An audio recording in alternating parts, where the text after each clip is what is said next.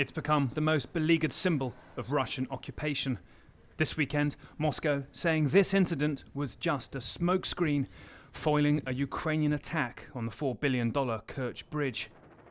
The link between Russia and occupied Crimea that Putin seems to dote on. Now CNN has obtained exclusive footage heralding a new way of warfare, of another, earlier, devastating Ukrainian seaborne drone strike there in July.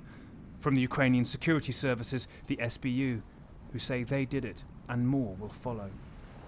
This is exactly what the drone pilots saw. Thermal imagery, the water rippling as up to a ton of explosive approaches the bridge. The feed then obviously went dead as it hit the concrete. Russian officials said 2 civilians died in the attack. Cameras on the bridge captured the first blast on the road section. The cursor shows the drone moving in. And another on the railway tracks at about the same time. Ukraine has been coy, some officials saying these huge blasts are from, quote, unidentified floating objects. But no longer. The head of the Ukrainian security services told CNN this is just the start. Sea surface drones are a unique invention of the security service of Ukraine. None of the private companies are involved.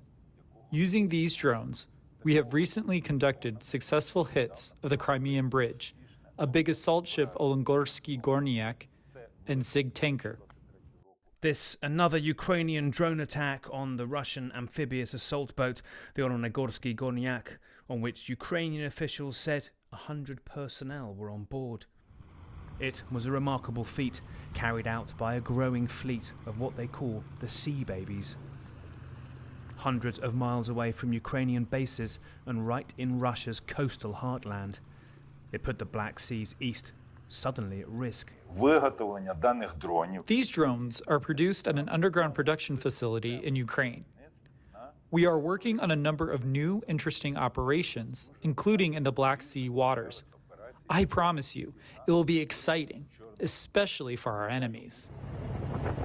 Ukraine's ingenuity, again and again, toppling the lumbering Russian Goliath.